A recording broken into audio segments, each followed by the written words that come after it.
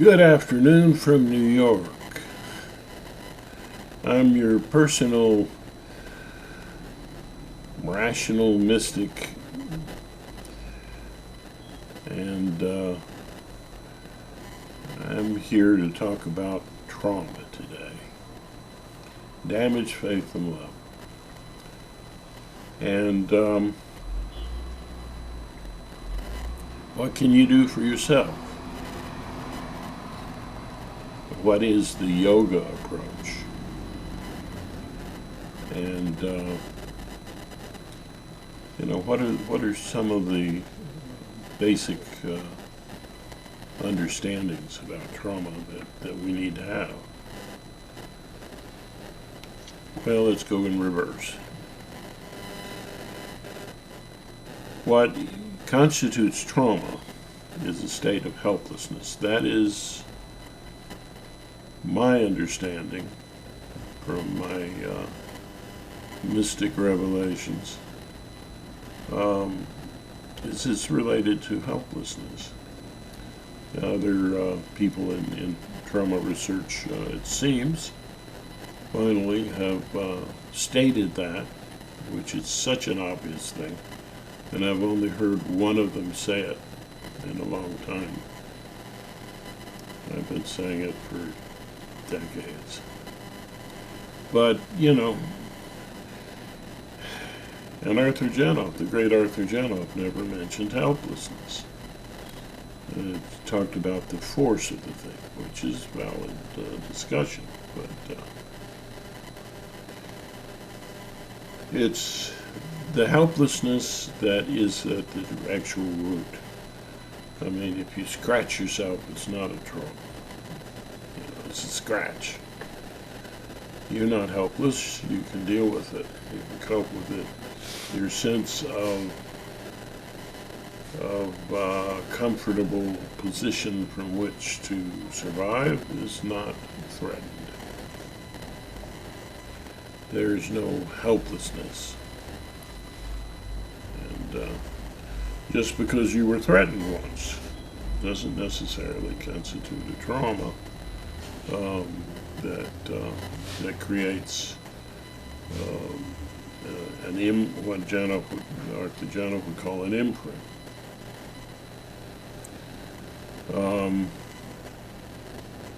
Not so sure that I agree with Arthur Janoff on a solid, unchanging imprint. I think it's something that's reinforced over time and pretty solid, but that it's not something that is like a static, actual representation of the original event. Yeah. So when you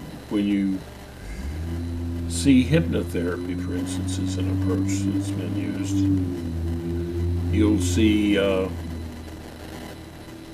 with hypnotherapy, you will see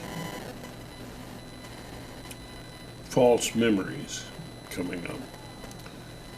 Well, with trauma, the feeling is real.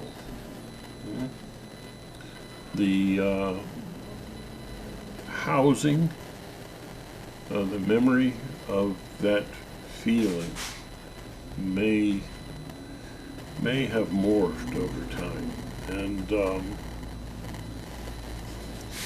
and it is not necessarily an indication of actual events. But that doesn't make it less real. In a sense, there is an imprint, but it's something that's fluid, that can morph and change over time. Maybe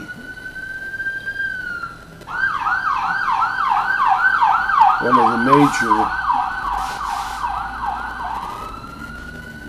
differences I might have with Arthur Janoff.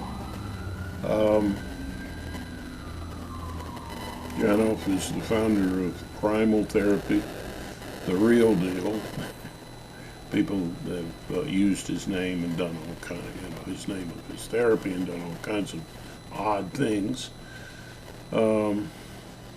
essentially reducing his original therapy to just a distribution, like in Linux, of something that they were already doing. A lot of the flavor of that has been pushed out in these different modalities, they call it. And it's like somatic approaches and EMDR.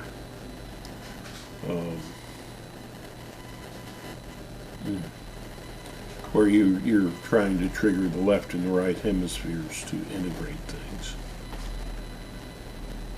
Whereas in primal therapy with Janoff, it's understood, and I think rightfully so, that balance happens as you reverse gradually the defenses against feeling that helplessness that was put into place at the time, and which were reinforced over time and could have been compounded by other events, which is the compounding would mean, like, if you had adverse childhood experiences, you're more likely to have PTSD in warfare as an adult. You ever run into somebody and they're just almost anything you say, some of this woke crowd reminds me of that, please. You've heard the word drama queens? It's like almost everything triggers that person, right? You're cautious around them, very careful. Well, that's, bless their hearts. But that's because of ACEs and, any compounding stresses. Even in the name, post-traumatic stress disorder. Huh? They're talking about symptoms, and that's one thing that's very different. Janoff talks more in terms of cause and how to reverse that cause, which I think is the proper way to see things. If you're just taking a look at the symptoms involved and how to limit those symptoms, are you actually curing anything? And that gets into the nature of what you're going to call cure or not. But are you actually reversing the condition, or are you just augmenting a person's functioning by eliminating certain symptoms? And if the force is still there, as Janoff would call it, the force of this helplessness, it's a push against the system, sure. Trauma had a force. His idea is if you think about a force hitting a beach ball, where does that force go? It goes around the beach ball and through it, but it's definitely spread out from a single point of impact and the beach ball. So Janoff's concept of trauma is that you are traumatized, and it has to be of sufficient impact, either or threat of sorts, to cause. But I would add helplessness. There has to be an element of helplessness, an inability to cope with it, so that what you have left is just what the brain does to deal with that spreading out, which Janoff called symbolization and and distancing. He used another word.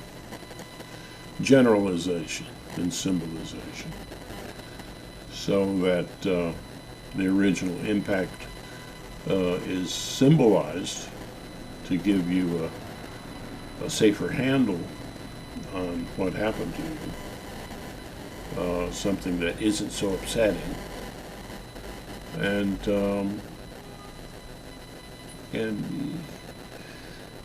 not just that kind of symbolization, but it's generalized. If you were traumatized and it had a lot to do with a cat doing something, someone throwing a cat at you, or, you know, it might be that you would then generalize to all cats. So that person who's, you know, they're reacting to something that triggers that original trauma, and that can be a generalized thing. You know, any cat will upset that person. I knew of someone who was terribly triggered by bananas. I'm not a therapist. I didn't take her through anything, and I don't know why. But her brain knows why, and that's another difference with Janoff's approach. He says the brain knows. The therapist doesn't know. It's the brain who provided that generalization and symbolization. It's that brain that you have to deal with, and that person. So somewhere in that person's awareness or potential awareness is, you know, the whys and wherefores of that symbology that they're experiencing, which goes along with what Janoff said about dreams, that dreams are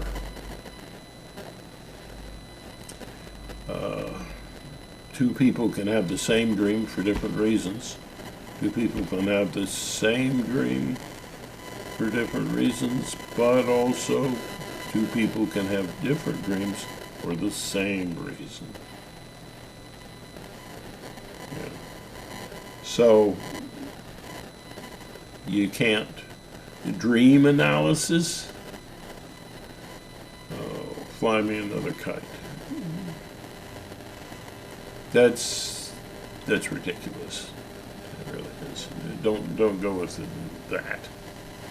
Somebody's talking about they're going to analyze your dreams. Your brain created those dreams. You're the one who knows what the dreams mean. If you don't know what it goes back to, the original events or whatever, that's work you have to do. And someone else might help you with that, but they're not going to be able to tell you what your dream meant. Your dream meant things according to what your brain gave you and its coping mechanisms or perceptions. Okay? So, yeah, don't trust that as a modality. It's ridiculous. You also will hear, you know, in a primal, for instance, Janoff talks about it, it goes back and the person relives the helplessness. I would say it that way. He would say the original event. He calls it reliving. Says, which is different than remembering. The EMDR is just remembering, you know, going back and forth between the left hemisphere and the right hemisphere perspective, supposedly. We don't really have pure evidence of what's going on there. But they say it helps. Symbolic help, maybe. Because you can change up the symbols and that some symptoms can be affected. You know, you can morph them.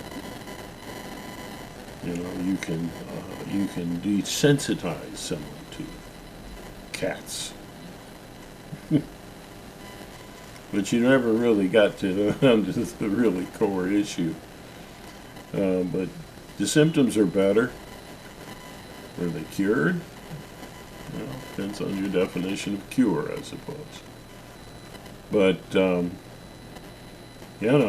gets to the point, and that's why I respect him and his clinic so highly, the Primal Center in California. So when he treats trauma, he treats everything in realizing that there's compounding. He goes from more recent events, and he goes slowly backwards to things that were more impacting. To help with that understanding of why things are more impacting, say, before you had language, I say, well, that's wordless terror. Using terror as a statement about how you're feeling under helplessness. But some people just close down. They get depressed, they're overwhelmed. And so, yeah. So they don't experience it as terror. They experience it as extreme repression of that. Okay. Now, if you have differences with what I'm trying to say, listen to neurologists and listen to a few of them, and decide for yourself. What I'm saying is accurate, but it is. I don't want to come at you like some guru. It's like, says the guru, and it gives up some bland, esoteric kind of description of things that aren't real. I don't want to be that guy. So, question. Be a scientist. Question everything I say. Go ahead. Study Arthur Janov. By the way, it was never primal scream therapy. Crying out loud. Screaming is not his method. Okay? It's not, and it's not what everybody does when they integrate these traumas. It's not. Mostly it's crying. And he knows a lot of basic things, that his therapists understand, which is that if you're going into certain early periods of trauma, there are no tears. Tears are something that develop a little bit later. So it's really highly respect that group. And, if you can afford the time and the money, that's where I'd say you need to go. And you want to play around with things that ease your symptoms, so that's your choice. If you just want a more comfortable life, then the mainstream trauma approaches might be just fine. But, and for some people, maybe, in some cases, safer. Because the approach that Janov does is for people who are neurotic, for instance, but not for psychosis. It's never claimed to have the cure for psychosis. To my knowledge, correct me if I'm wrong, but no. And you're dealing with that, you're dealing with a very complex situation. And it may have been caused by traumas, but it's a whole other cat. So it involves chemical, processes and electrical processes in the brain, which we really don't understand a lot about. And treatment of symptoms is about as far as I think we've gotten with a lot of the forms of psychosis. in the future, maybe we'll do better. But neurosis is a different thing. It's hard to cut the line between the two sometimes. But in general, you've got a person who's functional but has difficult symptoms. And they're fully aware that they're having symptoms and that things aren't quite right with them. And they are not lost in deep delusions that they believe to be real. You know? So that's more your neurotic situation. And just about everybody's a little neurotic, in my opinion. So that gets to the point of what is the yogic kind of approach? Well, yoga in the past involved, there are three basic yogas. One used breath, one used sound, and another there are three basic yogas. Vedic yogas, sometimes they're called. Prana, mantra, those are the two I just mentioned. That's the breath and sound. Then there's focus, which is, like your mindfulness approaches and so on. And people go, oh, there are different kinds of, things that are dhyana, or dhyana's one of the things that you can do, and mindfulness is another. It's all about focus, focusing and unfocusing. And it's these three approaches can be useful in getting you outside of your drama, what in Zen Buddhism is called the monkey mind.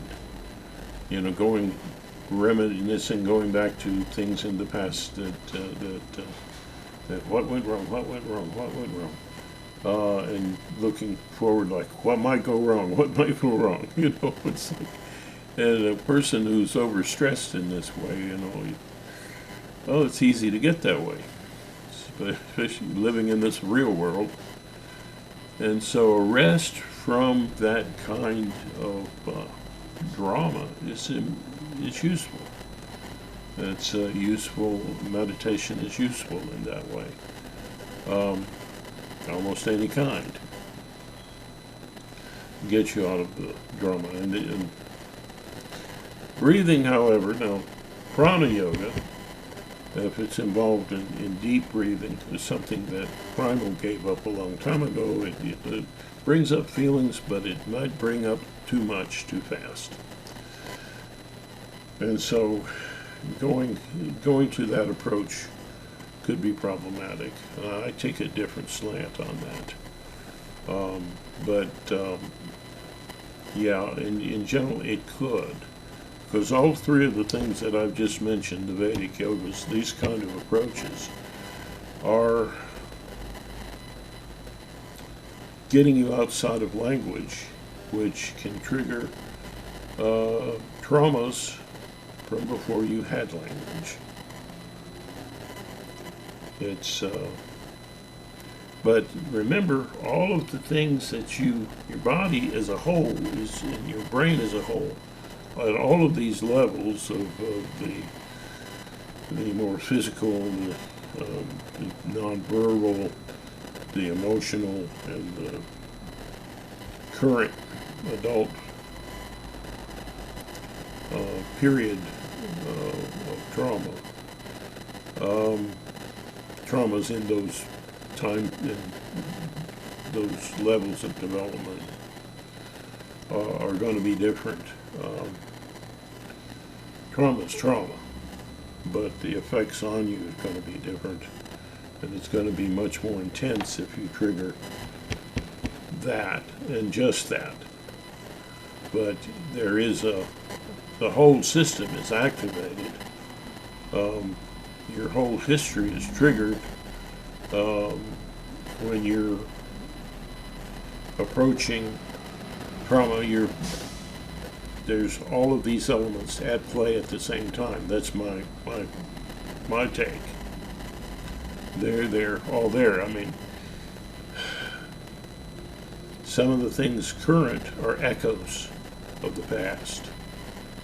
And when you deal, even when you're dealing with something in the present, there's echoes.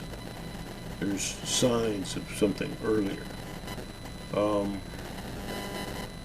Sometimes when I will go in my process into things that are more emotional and with language, there's a kind of emotional coldness that was a kind of trauma that I endured. And my body might shiver at one point. Well, that's an echo, in my opinion. That's an echo of something that happened to me in the womb, possibly oxygen starvation. Yeah, well, that can happen. And you can just imagine that would give a kind of cold sensation. I mean, am I wrong? You know, correct me. Show me evidence. Show me another way to see it. All right? You know, this is a two-way conversation here. Spread out in time. And hopefully it'll be conversations between yourself and others that are meaningful in the text of these videos. So, I'm not going to be directly involved all the time with every text message right now. This is a new channel.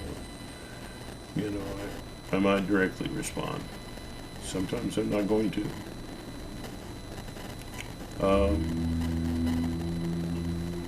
And I'll just wait for others to possibly respond over time. If somebody drift in that has an answer to your question. So I'm hoping the videos will be a catalyst. I'm not trying to say don't focus on the so-called professionals. I'm saying there are professionals and there are professionals, and there's levels of understanding with all.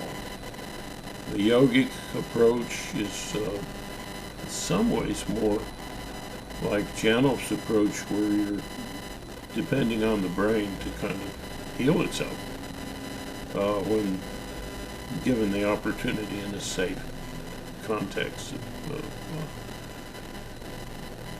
of space-time. Thanks, Neil. That blew over your head, did me too. Anyway, but a safe sense of the now. And sets the comfort is very important. And let me digress for a minute and say the comfort is an essential element.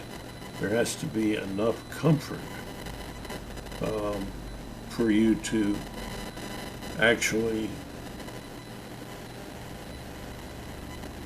integrate.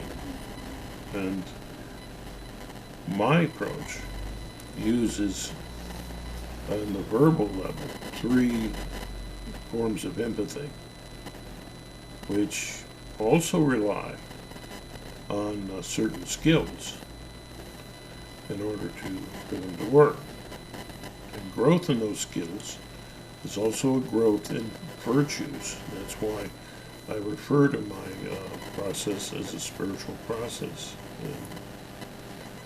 And from creative, virtue of art, creative empathy, which involves some skill with being creative, which can be learned. Objective empathy. You can learn to be more objective. Now, when you use the forces of creativity and objectivity and compassion, these 3 forms of empathy, the actual cut out the empathy. These forces disrupt that symbolic defense system. And my approach is to approach the whole thing all together and let your brain, if it's healthy enough, if you're not suffering from some actual mental disease, like a form of psychosis, and there are probably other forms of disease of the mind that psychologists may or may not know about. I've not been impressed with psychologists other than Artigiano and his team for a lot of reasons. Direct experience would be one of them.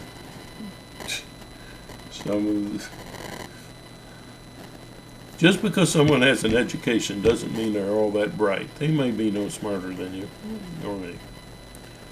They have an education. How good was that education? What did they actually learn from it? What do they remember of what they learned? Are all questions you need to ask when you're finding a therapist. And you need to know, do they understand any sense of cause? And how are they diagnosing you? With a set of symptoms? Can symptoms be like dreams? Yeah.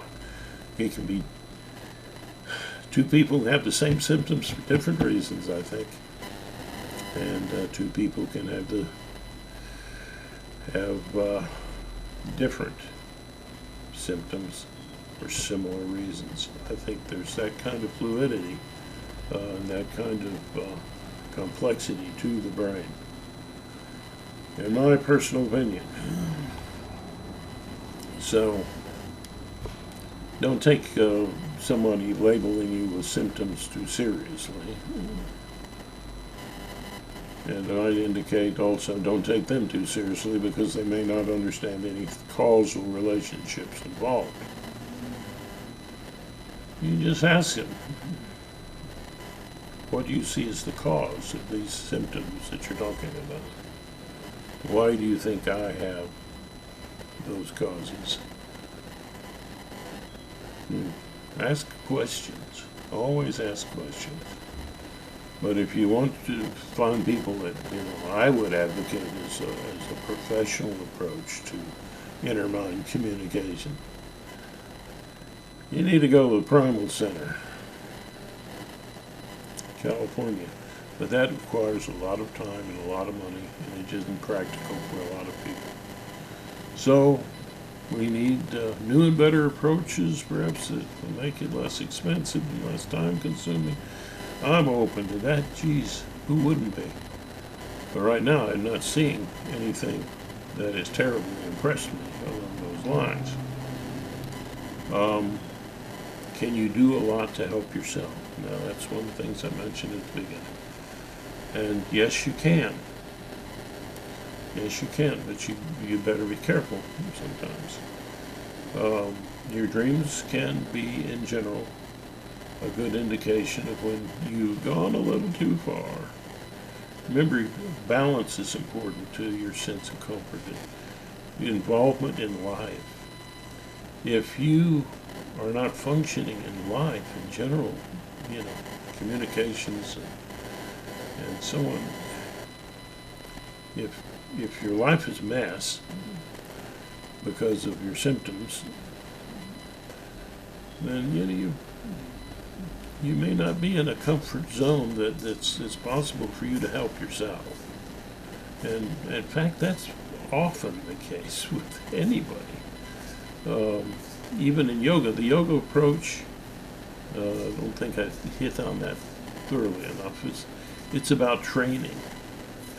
And so primal therapy is in a sense partly like that. It's a training with assistance on how to connect with your feelings and to integrate your feelings and also thus the needs behind and wishes behind those, integrating those into your life. In regard to that progress, I outlined a general linear perspective on what happens more primarily and what happens later. And first you have to feel that helplessness and the needs in it. You know, when you're crying out, you know, when Janoff discovered his theory, it was he asked the person, humor me, you know, cry out for your mama. Oh, well, she wouldn't listen, and no, humor me, do that. He called out for mama, and a blood-curdling scream. That's the name of his first book, The Permanent Scream. It was how he discovered the thing, and it wasn't the name of his therapy. Or he would have called it that, right? Hello? But, so, the need, when he hit that, when he got rid of, when he went into the helplessness, and really felt the helplessness, again, in a safe context, you know, he's no longer, Janoff referred to it as a conscious coma. You know, you're not in the past. You know, you're having an experience of the past. So you're reliving it. But you have to have a sense that you're reliving it. If you're going through a healing process, someone knocks on the door and you're in there, you're okay. You get up, you answer the door. You know, shake yourself a little, answer the door. You know, if you're going to answer the door nowadays, people may not, depending where you live. But, yeah, answer the door. If you can't, then you're having a fit. You know, what Janoff called it. You can call it a psychotic fit. You're having a fit. You're not actually integrating. And that's one thing that therapists, you know, can test as they go along. You know, what's going on here. That means too much is coming up too fast for your brain to handle it. And so you're lost in that experience. You're, if anything, re-traumatized. So, yeah, you want to avoid that. So, going back to the process, the linear description, you have to feel that need in its helplessness.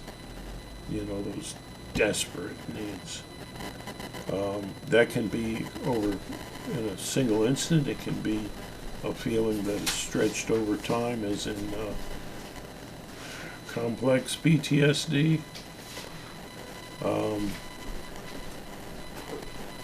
Or childhood PTSD, they call it. It's developmental trauma. It can be one or the other. It can be just the immediate impact, more so, which tends to happen.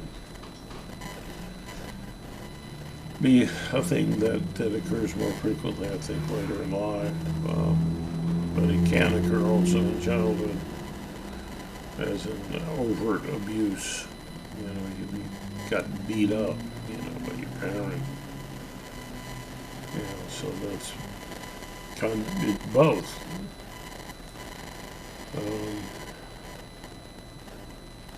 So, you know, well, it would be both, because the parent that would beat you up is also going to be denying your developmental needs. So it's pretty impacting.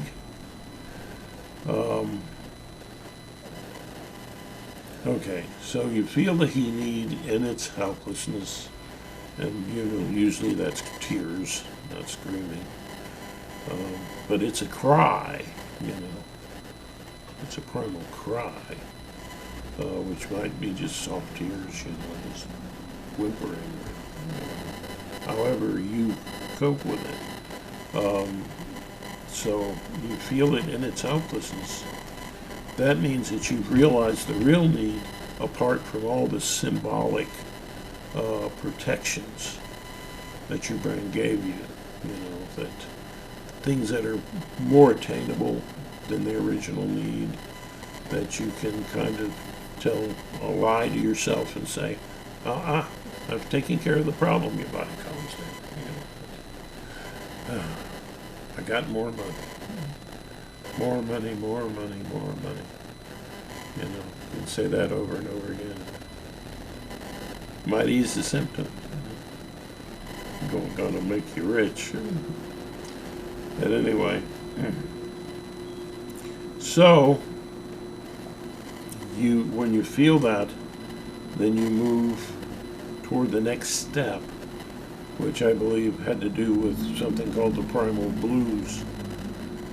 It's when you realized that need in its helplessness, you realize it as a loss, and it makes you pretty blue.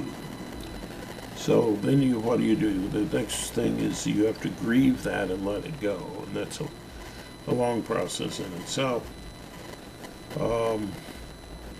That's why I like to draw out the whole thing, not punch through to the feelings quite as quick as what I think primal does. That's psychic surgery, and sometimes it's the best thing to do. It just depends on the person, I think. Or you can go more slowly. I think slower is better, and Janoff said that in email to me, that sometimes slower is better. No wonder insurance companies know when to cover this. Yeah. But in the long run, it'd be better if they did. But anyway, they're covering some trauma treatments nowadays, I think. But it's a once over likely, and, or ongoing, easy does it kind of things, that give them results they can see. Symptomatology is less, I used that word wrongly. I'm very sorry. I'm an ignorant old fella. So please forgive my ignorance. Something we all share from time to time. Yeah. So you have to grieve that loss and let it go. And why is that only not the final stage? Well, once you've grieved and let go is when you can actually forgive from your heart those involved. And that forgiveness is another step in healing, which begins to verge on the spiritual, I believe, and the rational spiritual. And opens you more to full empathy, a greater empathy in your life with yourself and others, or others and yourself, I should say. And I remember people trying to do that without actually having let go, it was in a Christian group, and this fellow would go in and walk up to people in a group meeting and say, but he was out there, but he would say, I forgive you. Well, first of all, forgiveness has more to do with you than it does the other person.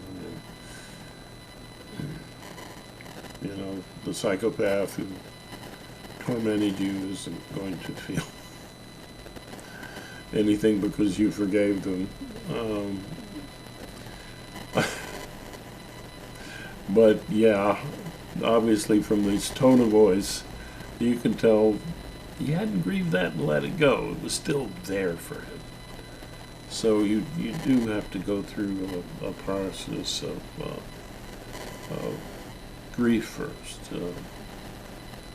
letting go, and then you can forgive more from your heart rather than just verbal blah blah blah, which might ease some symptoms, but it really doesn't go very deep. You know, re-triggered the thing, and that person's mad again quickly, and not very forgiving. Yeah. So after the forgiveness, then what happens? Well, there's another little thing, which is probably the hardest thing of all to deal with in recovering from damaged faith and love, and it's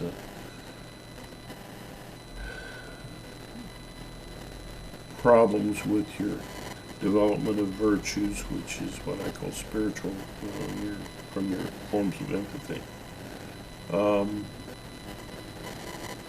When that last stage is remorse.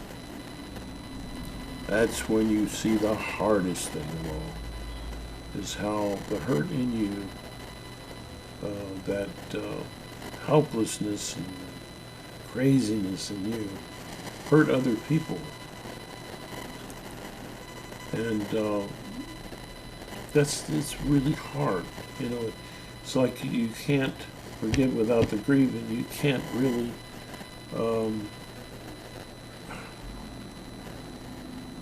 have remorse without the forgiving. And you know, it's a whole chain of things. You know,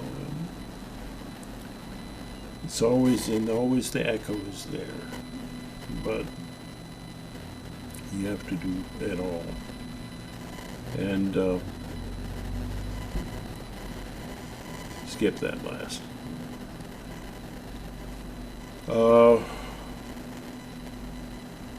At the very end,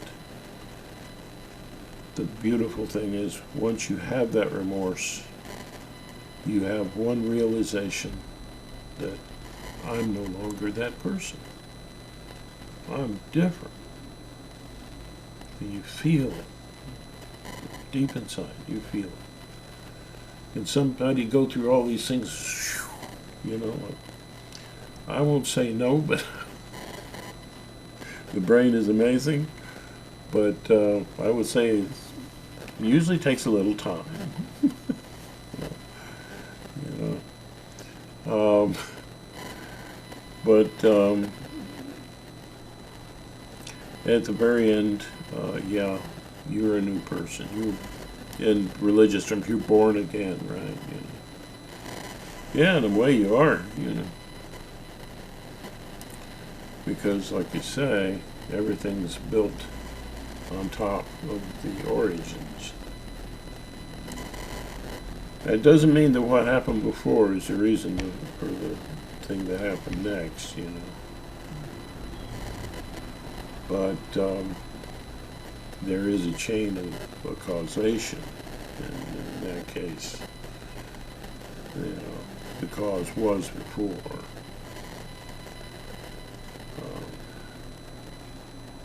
The effect. All right. So, and that is where yoga is also focused a lot on, is your spiritual growth. But I think it missed a lot. You know, it was an ancient approach, as was the Buddhist approaches. Perhaps Buddha was one of the first cognitive therapists. Yeah. I don't know. Decide that for yourself. I think it's interesting that the religions, that there are 4 religions I can think of. where the symbology of the religion is more majorly affected by one of the virtuous perspectives. The core of virtuous perspectives is your comfort zone, your trust in those empathies, your trust in the efficacy of creativity, objectivity, and compassion in dealing with your problems.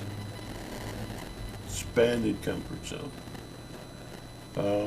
And that's an expanded trust. And so that's, in a way, the root of virtues.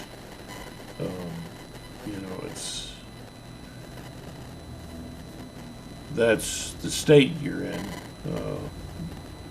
from the effects of the forms of empathy that I talk about.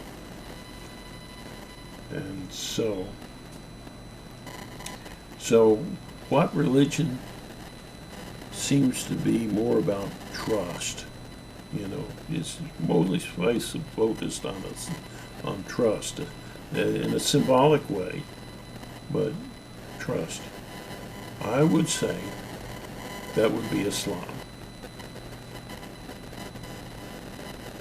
It's just total trust, God willing, in the Christian faith, and they say that. Well, they're really focused on that, Just trust God. That's it. But it's symbolic, what's God? Well, to me, there's the question. Then we're going to go into God. Your idea of a God is a being that has all of these virtues and all of these forms of empathy in total. You got it all. Yeah. That would be a kind of a vision of a God. The source of that God, is there a real God? That's like that.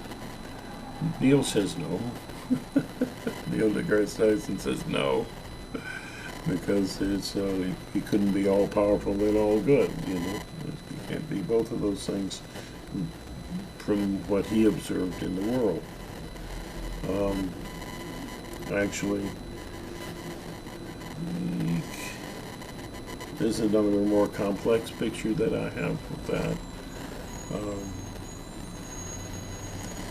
which is a little inspired by the Hindu faith. Now, let's look at the Hindu faith. What is at the core of that? Well, their central focus is generally on Krishna. God at play. That's the most. Actually, Hinduism has a lot of different little religions in it, so don't want to overgeneralize, but the Vaishnava Hindu sect points to a God at play, and in general, the texts that underlie Hinduism have to do with God is the observer, the watcher. That's what they say, that of God in you is the watcher. It's watching everything. Well, the watcher is enjoying everything. Okay, it's kind of psychotic, and it's enjoying the horror of my life. Well, if God were in a position to just observe and enjoy, call it psychotic, but it has a relationship there of appreciating the beauty of things through seeing things through many lenses, many perspectives. And there's a kind of underlying beauty to existence. And in that beauty, there's experience of bliss. So the yogis say, everything comes from bliss, everything returns to bliss. Everything comes from God. Everything returns to God. Um, well, that's a very different idea of God than what you hear a lot. It's given that God would have such a perspective. He's not going to be a God that just interferes in every little thing in your life. It wouldn't be that. But if you hook up to these virtues, in a way, you're hooking up to that imagined. Well, I'll say that an imagined concept of God. And so, yeah, that reminds me that of something that Hindu scriptures say, that Krishna said, I'm equal to all. In other words, I don't get involved, but he who is a friend, or she who is a friend to me, I am a friend to them. So in a way, there's this sense of relationship involved. And what I say is, in our process, is you do have this sense of a relationship. And that sense of relationship I call the artist in you. And I say that the artist in you, the creator of all you imagine to be, is your brain. You follow me? Anyway, but I'm digressing a lot, but I'm going off tangent a little bit, but giving you a little background about Vaishnava Hinduism there. But it's about God at play, so that's about creativity, seeing things through many, and experiencing things in many perspectives. And so people with NDEs report that they choose even terrible lives, when they're going to be born. Yeah, right. You can, we tend to believe things that we can draw a picture around and create a story about. But you can make a story about absolute BS, so.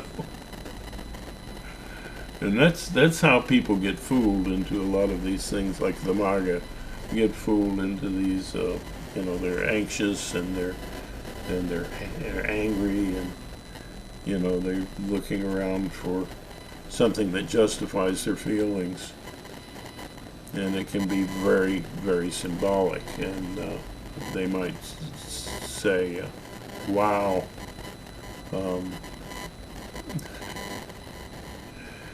Yeah, well, you know some of them. If you've studied them, you know. If you haven't, then maybe you're one of them. So it's, there you go. Nothing against anybody being whatever they are, whoever they are. It's not their fault. Sapolsky, Dr. Sapolsky, the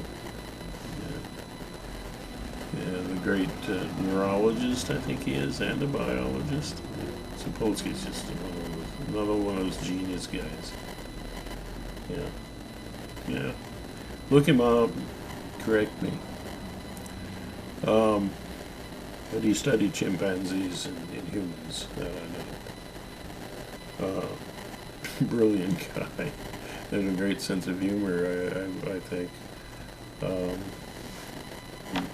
Seeing him in interviews. But, yeah. So, that's your creative empathy from that religion. That's more focused on that. When you're looking at Buddhism, that's more of an objective approach. You know, it's objective empathy is their core. For instance, the Buddha was very objective. He went inside and says, I don't find an unchanging, permanent self or soul, which is an accurate statement. Everything's in flux, everything is in motion, as we see it through stretched out time, space-time, which definitely involved the expansion, I think. But anyway, that, wow. This is when you talk about these things, that there's this rush of endorphin and this feeling of a high that you can get, because it's just so beautiful. Everything comes from bliss and goes to bliss. Anyway, that's an objective view. It's caring, understanding and caring about a person, yourself or others in a situation, and also applying objectivity, right? Objective empathy. Compassionate empathy. Wow, that's Christianity. You hear Jesus, he doesn't rail against, there's some he did, but in the little spiritual group that we were in, we called them symbolists, the Pharisees and Sadducees. But anyway, Jesus is very much all about love, all about compassion, all about a healing kind of understanding, compassion, where when he was mingling, that's Maestr Neviton, look it up. But Jesus was amongst the people who were, quote unquote, the parlance at the time, sinners, and he was asked why was he there. He said that the healthy don't need a physician, the sick do. Seeing these things as a sickness that someone has rather than condemning them. And forgive us our trespasses as we forgive those who trespass against us. Lord's Prayer, right? Jesus supposedly gave you that. That's compassionate empathy. And these, you see this now. You see them separated. The focus is separated out and it's expanded. And in society, you're going to see institutions that are expanded in like manner, with these forms of empathy and trust itself at the core of them. And so now I'm going into the deep philosophy of IMC. It's sociological and political perspectives. Trust me on that. I've addressed it before. Maybe again in the future for emphasis. But they've been spread out, and that's an interesting kind of thing to note. The integration of all of these in an expanded sense of comfort is a spiritual journey, because you never arrive completely. But it's spiritual growth. It's an expanded trust. And that doesn't mean you, if you separate these things out, you see the need for them to communicate.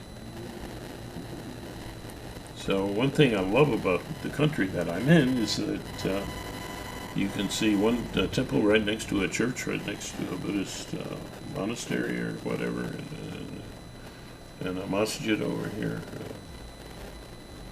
Islamic mosque. All together. In a Jewish spot, over here. And when it comes down to real basic human needs, you see these religions coming together. So that tells you how you should approach things politically and sociologically, I think, is focus on need and feeling, the way Jano teaches, or taught when he was alive. Anyway, for more information about Arthur Janoff, theprimalmind.com, with the great medical science writer Bruce Wilson and the great political science professor emeritus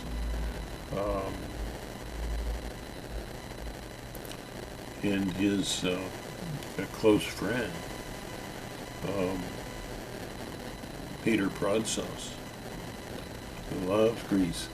I guess his name was, his origins are from there, sort of. Although I'm sure Canada claims him.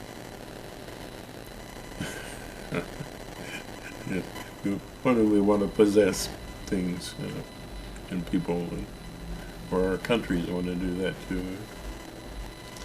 Yeah, especially if it's good. Anyway, I'm sure that Canada loves these two guys over all the saner ones. But they created this site, the primalmind.com. I don't know how much they've worked on it recently, but they have some great articles in there to read. If you're smarter than me, which wouldn't take much, you could appreciate their site even better than I do. Yeah, brilliant people. As the Buddha says, if you can't find someone that's as bright as you are or brighter, walk alone. Yeah, because why? Well, you think that's kind of a cold approach, but if you're with anybody else, you're guiding them. You're helping them out. You're not in a close relationship necessarily. It's just, unless they're your children. A close relationship, define that, right?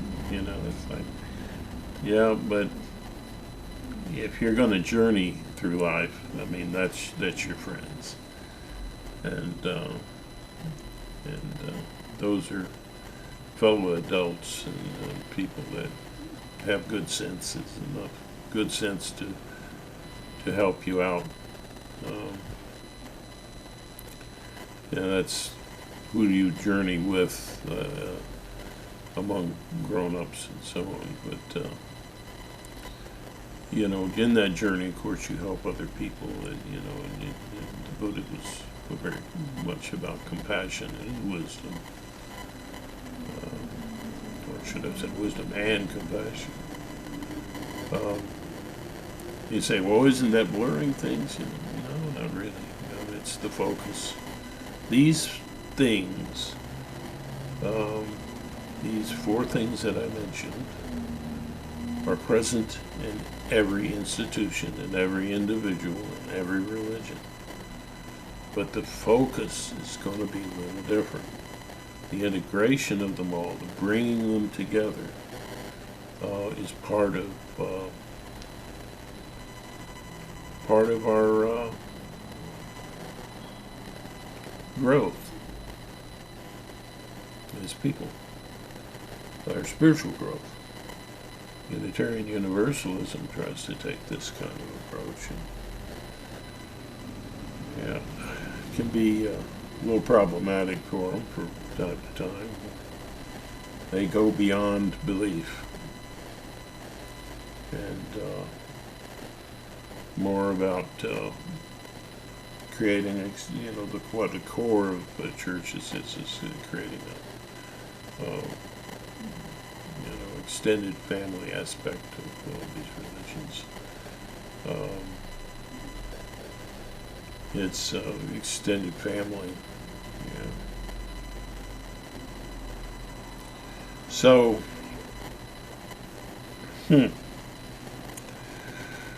let's see, where are we at? Let's see, where did we begin? Looking at my notes.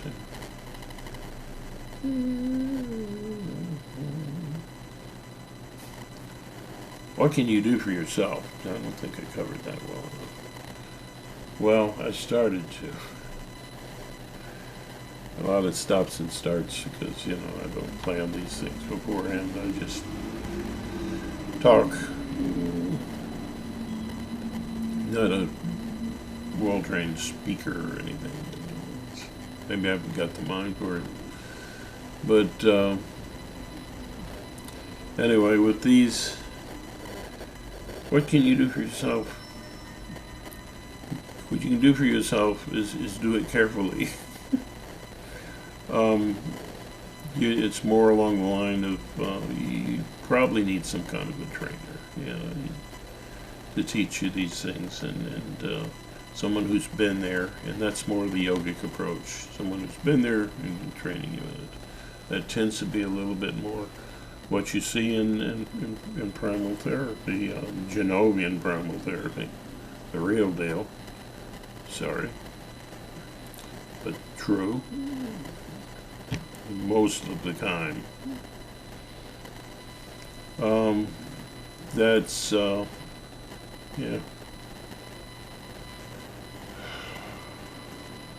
There it is again.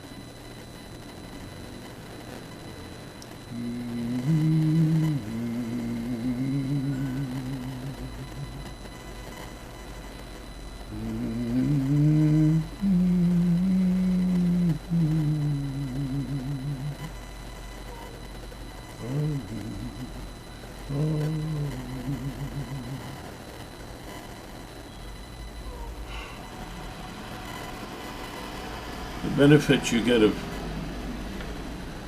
talking about these things, especially in such an expansive way, is connection with your bliss, with your artist within that appreciates all things, calls you to be the hero, the loving hero, the hero of love in the story, the movie of your life. It reaches out to you and to your future with objectivity and into your past with compassion, and pulls you into a hug and brings you to bliss. When the trumpet of the Lord will sound, and time will be over. You're in the embrace of the ultimate, the supreme, as you may know it, which in Hinduism is the Ishtadevata, your personal connection. But trauma treatments, yeah, we're dealing with, just reading the notes. Ignore that. The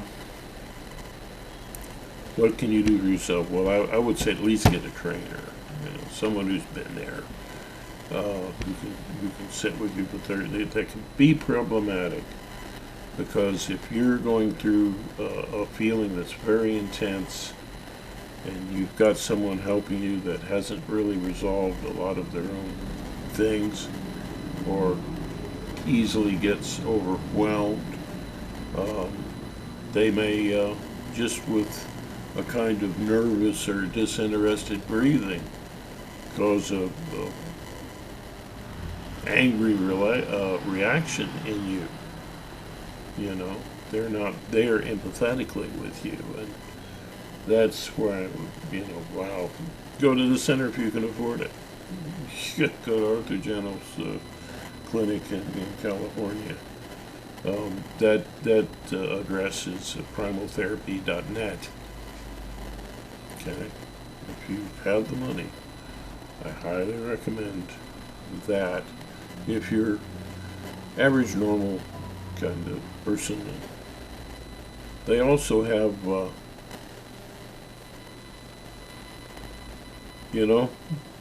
I'm looking at myself in that mirror. Oh my gosh. Yeah. I'm a clown. Yeah, I didn't show you that. The mirror thing, it's like, it's, anyway. But, yeah. That, if you're doing it, and, so be careful. Make sure that it can get intense, so make sure that it's a proper situation where you're not going to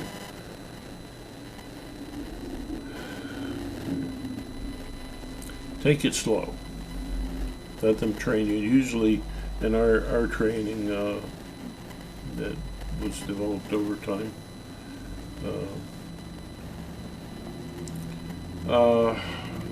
you can use chairs or something, just practicing, and you can,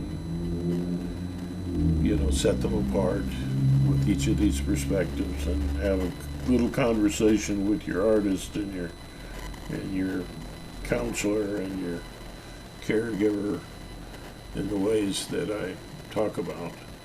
Do it in those ways, and see how you do with that. And someone can train you and begin the training in that way, and that's pretty safe. You're not going really deep into feelings. You may, in which case you need probably a place to just lie down and get into your feelings. So have that ready. This is, you think about someone, yeah, that sort of thing. Yeah, you can do that. If you separate these things out a little and get on them lightly, that's a way to begin. To do in each one, and one of the safer things you can do just on your own is between yourself, I call it the kid, your dramatic self, the one in the story, and the you that you plant on the other side of the now into the future as your guide, your counselor, your objective view, your adult view. You can talk back and forth like that, but you're not trying to go deeply into feelings in that way. You're remembering things. It's light stuff. I mean, you might talk about something that happened to you, but you're not reliving it. And I do see value in that. Yeah, I do. I say that all these processes working together is a good way to do it. And on that level, there could be a clinic in the future where this approach that I'm talking about would be used in many cases. Whereas an initial approach, it's very useful for an individual if you're healthy enough to do all of those things, the 6 things that I talk about intermind communication, my distribution of it. Now, what can you do all by yourself? Well, if you go doing this thing by yourself, watch your dreams. If your dreams are helping you to integrate things that happen to you, and you have insights attached, and, well, that's kind of good. If it doesn't frighten you too much, the dreams, you're in your comfort zone, and you're doing kind of okay. A nightmare might tell you, back off a little bit. Back off a little bit. You're going too far out of your comfort zone. You're expanding too quick. You're identifying with the trauma rather than integrating it, reliving it, while consciously aware that it's not now. It's not you. The conscious code. So, if you're having a nightmare, back off a little bit. Go play tennis or whatever your sport is. Or you engage in your life and the comforting things that you like to do, or the challenging things you like to do, but are within your comfort range.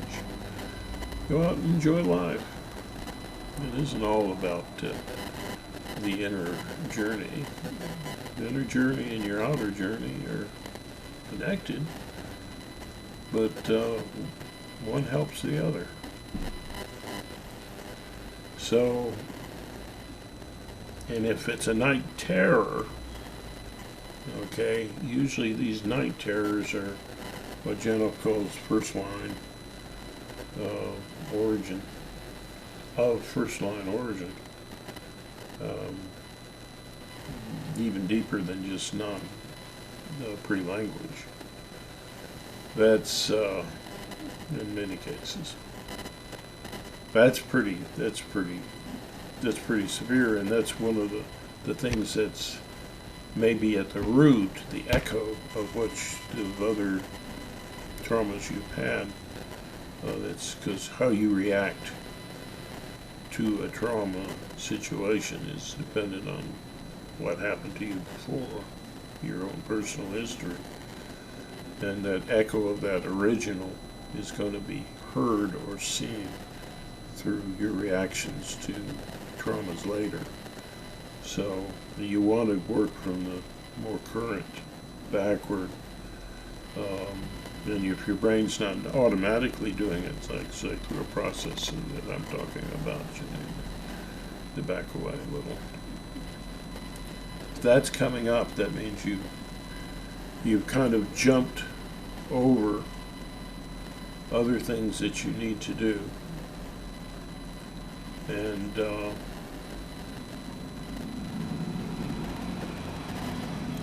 stuff is coming up too fast. So the approach that I do, to make it clear, I do it alone. I have to. What I do is I hit on I do all 6 practices, because I'm able to do it. And I do all 6 practices, and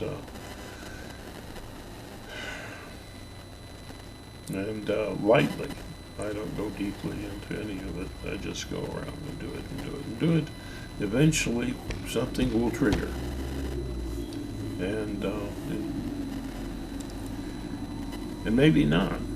Maybe it will happen in my dreams, and many times it has happened in my dreams. Insights and integration of sorts.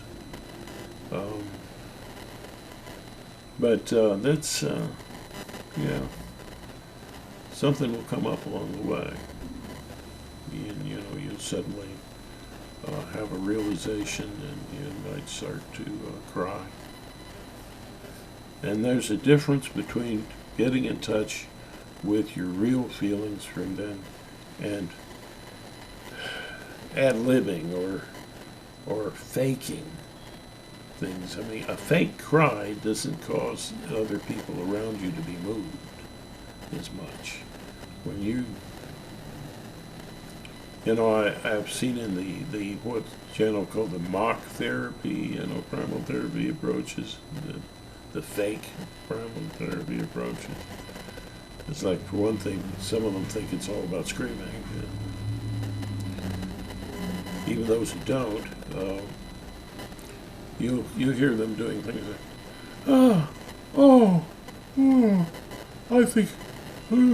I think it's a birth trauma. I'm feeling a birth trauma. You know, it's like, that's not a primal. You know, they, you know, yeah, you can do that. You know, it's in my message, you can do some of that. This was your expressing part. But you don't just do that. You keep going around, and it's the breakdown of those symbols, and that you know, that inclusion of more objectivity, creativity, and compassion that begin to, you know, expand your comfort zone and help you to feel the real helplessness that you had at one point. And I know this might be a little bit mind-blowing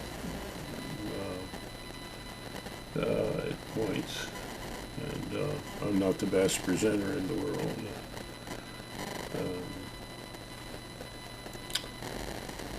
Maybe, you know, I really have this dream that there's going to be, you know, great minds who come along and improve on what I'm talking about. I'm really open to that. But this is useful, you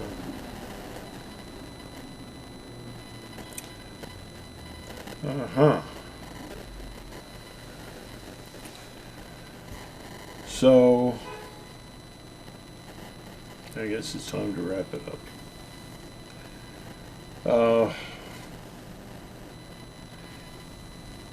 I'll add this. You want to train in mindfulness, that can be helpful. You want to do some meditation. You know, each one of these things has certain beneficial elements. Yeah, you can do that. You can do singing or speaking creatively without language.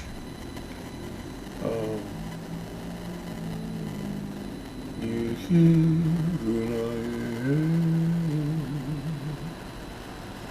described in another video that says these are 3 ways of distancing yourself from pain. Jenna referred to the whole thing as pain. Yeah, it is painful.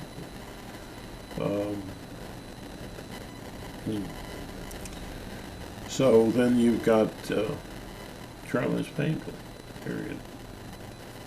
So that can be useful in coping because you're attempting to comfort yourself. Always keep that primarily in your mind. These are ways to comfort yourself, but to expand your comfort and to dissolve unnecessary symbology so that you can get closer and closer to those real feelings in their helplessness so that you can trigger them. And it takes a certain amount of force, and that force is increased if the more you do these things in a shorter period of time and lengthened period of time. But doing these things individually, you can do them lightly and it can be helpful and safe. If you want to breathe in and out with feeling, that's the other approach that's a little more serious, closer to feeling in some ways. Yeah, you can do that. You can, and that's where the magic name in Hinduism, you know, is It's actually helpful. Expand it out, not oh, you know, as in a prayer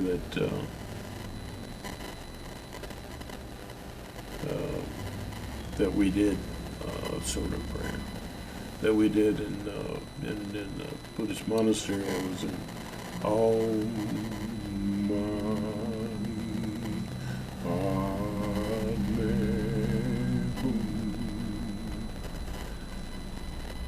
Hum. Om. But Om, there's a little bit of ooh in there, right? But expand it out. Use each of these ooh and do it with feeling. Yeah, you can do that, and that is helpful. You know, to help you feel a little better. You're in the first case, you're focusing on the pain. In the next case, you are distracting from the pain. In a way, you're distancing, feeling it, but from a comfortable distance. You're focusing on it from a comfortable view, feeling it in creative ways from a comfortable distance. And then you are expressing. So it's focus and play and expression. Those three things can be done independently. You can kind of learn to do those things. But be careful about doing any one of them too much.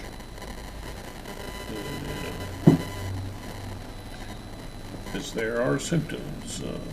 There are side effects to almost everything you do to make yourself better. No exceptions here. In terms of the communications that you can do alone,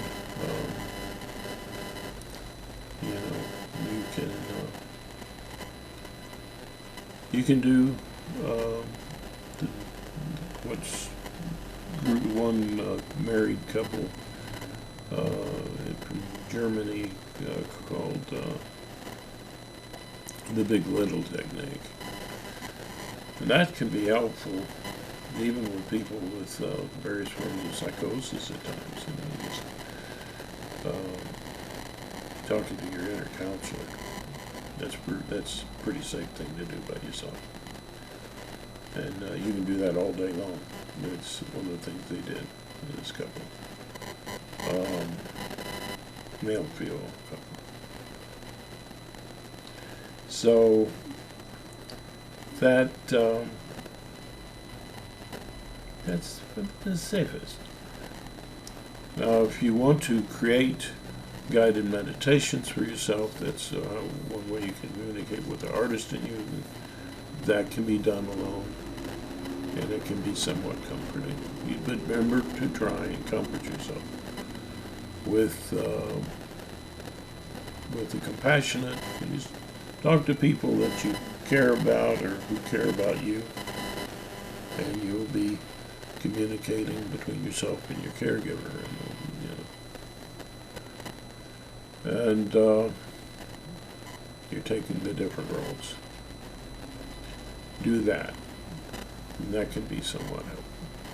Again, that's more intense, as is the direct use of the breath and breathing in and out with ooh. You can breathe it in and try to make those sounds on the in-breath, and that makes it a little stronger, but not absolutely necessary. All right, I think I've covered what you can do by yourself well enough. Some guardrails. I advocate, first of all, if you can afford it, proper primal therapy, Genovian primal therapy, I call it, as practiced at the Primal Center in California. That's my big advocacy. If you want to know other choices and things, then you might find that on, I don't know if it's on that blog, but the primalmind.com might find some suggestions there. I don't know if you will. I don't know if they've been working on that. But, yeah. Yeah. And secondarily, then, a trainer. You can find a trainer in some piece of these 6 approaches. And that can be a professional or just someone who's experienced the thing. And best both, but good luck. That isn't always the case. And there are some who have studied on their own and they're a practitioner and they're just as good as someone who's had formal college training. And sometimes better. Sometimes your local bartender's a better therapist. But at times. But if they have the time. Yeah. But anyway, that's not quite the situation you want to be in many times. Yeah. So that's be my second choice. To have a trainer. Maybe a choice that might be third would be possibly a friend going through it with you, just the comfort of a person there, but make sure you go light and keep comfort in mind. The techniques themselves should be an attempt to comfort. The whole process should be about comfort. That's where I differ from the approach of Arthur Janoff, who is more about just dismantling the symbology. But I think he ends up, yeah,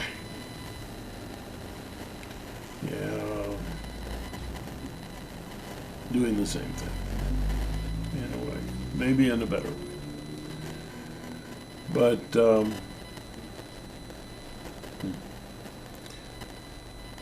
that might be the third choice. And the last choice is by yourself. By yourself. And you can do that, and maybe the by yourself can be accomplished with training like online. I didn't include that. You could have an online trainer. It might be safer for the trainer, actually, if they're online. So that if they make you angry, you're not going to hit them in the head. I over-dramatize a lot of things. That's, part of my problematic side, perhaps. And I want to, I just want you to be safe. And sometimes caution is the better part of valor. So, anyhow, let me wrap this thing up. I hope you've gotten something from this. Please do subscribe. I've got a whole lot more to say. I'm just full of it. I've got a lot more to say, and hopefully I'll have others eventually, guests and other people doing the channel. So do subscribe and share the video. If you like a video, share it. If you don't, and like it. If you like it, if you don't. But you don't. Make your comments. A lot of times I'm just going to leave it to y'all to do the arguments. I'm not going to be exhausted just, constantly defending everything. anything that I say. And if I find that you said something that has convinced me that I was wrong, I might speak up. Yeah, I might duty bound, to try and speak up and say, "Oh, you were right." But be willing to do the same thing yourself in any egg arguments that you're in. Yeah, so subscribe, like, share, comment. What everybody says. All right? And yeah, I don't have a Patreon. I don't have a way for you to give to support what I do. Maybe in the future, as it grows. I'm doing this mostly from my heart, and it isn't because I'm not rich or because I'm poor.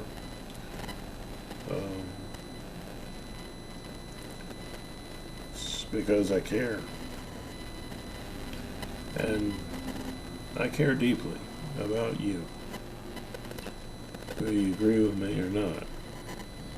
And I'm hoping that this will inspire you, and I'm thinking of the fellow on Switch to Linux. I hope you try switching to Linux. Love Linux. And right now I'm using Garuda, by the way. Got a little shout out to Garuda and their team. I'm trying it out today. The findings were good enough. So, Big Linux and Garuda, two of my favorite operating systems. And Linux,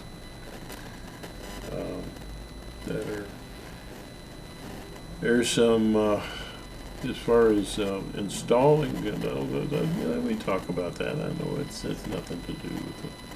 But I love Linux, and a lot of Big Linux is great because it will give you a choice between an old dated NVIDIA or the open source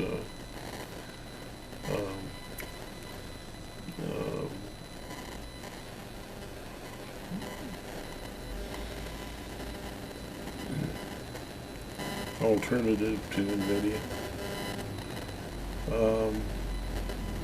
It gives you the two choices. Like if you have really modern stuff, you can pick that. If you have a very dated computer, you can pick that. And it does make a difference which you pick. So if you pick the modern and Big Linux ain't working, go back and install it with the limited. One drawback with Big Linux is some of the instructions tend to verge over to Portuguese, but mostly you can guess what it's saying if you know a little bit about Linux.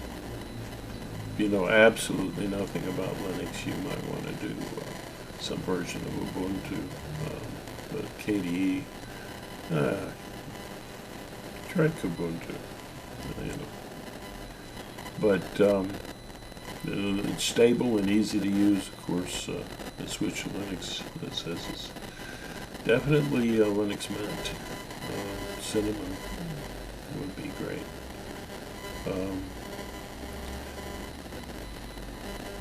But shout out to the great work that I see done in Big Linux, and Garuda has some things. Garuda is not as easy to pick. If you have old dated material or whatever, if you know Linux well enough, you can adapt to that. I don't, and I have equipment that's good enough for Garuda. But when I put Garuda on another system, and another person's system, the graphics went crazy, So So what I did was I put Big Linux on it. So,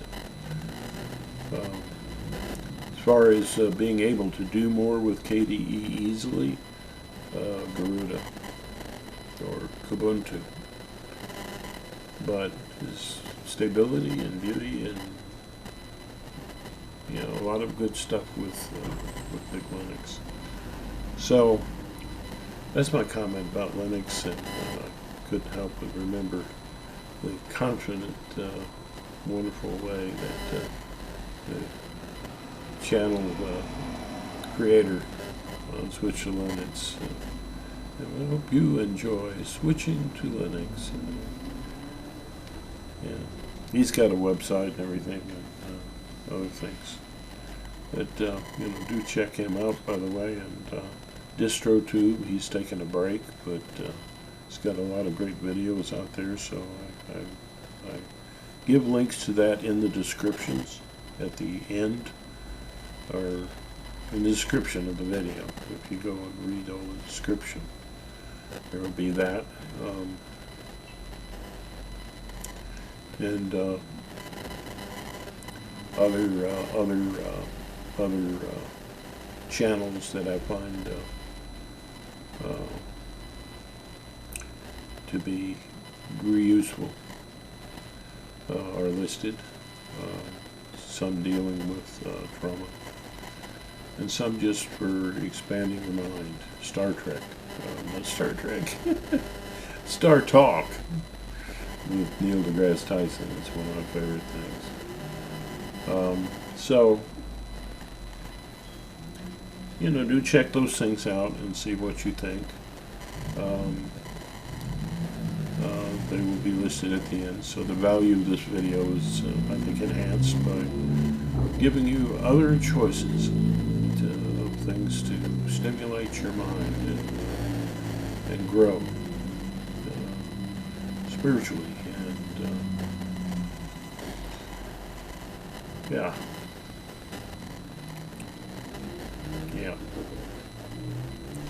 So I've tried to include those things for you. And I know it's just a boomer video, and thank you for watching all this. Gee. Can you just imagine if I didn't know anything about this stuff and it was listening to me? If you didn't understand, it's not your fault. Yeah, it's mine. But yeah. And I'll mention some sites that I think are important, and not just my own,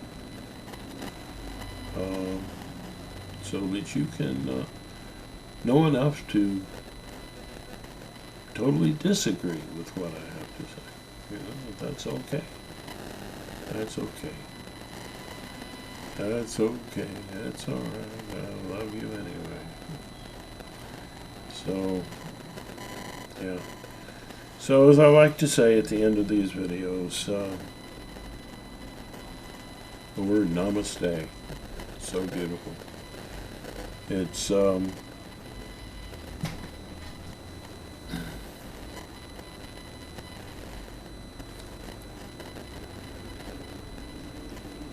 its meaning is so deep, and feel a rush of bliss when I say it. Namaste is an honoring of the incredible wonder that people share between themselves,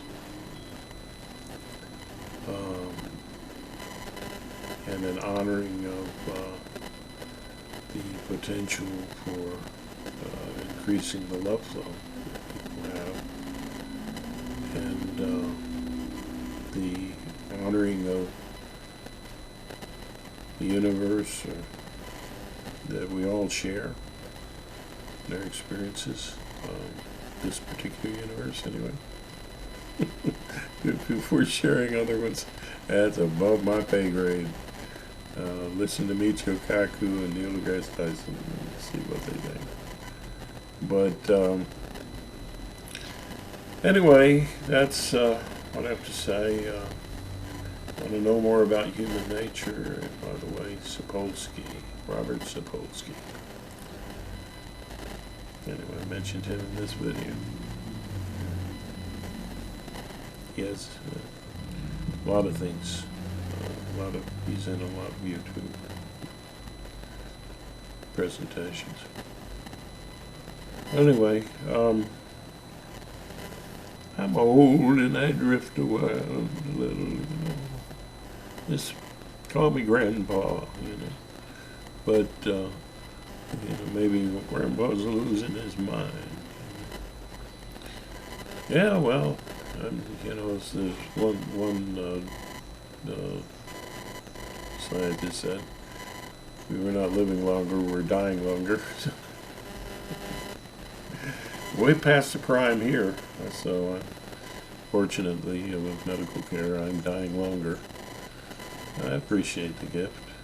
I've been out of hospital now for a while and recovering from some things. So, yeah.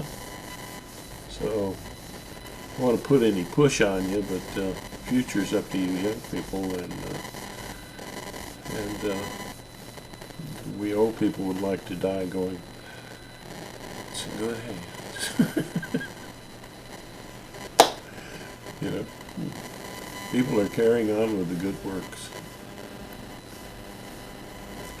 So, whoever you are, or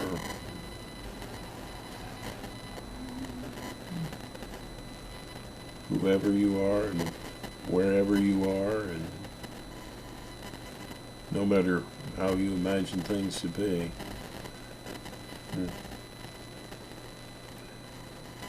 that wonder in me that is part of the universe. I'd like to take a moment to honor the same in you. Namaste. And have a good day, y'all.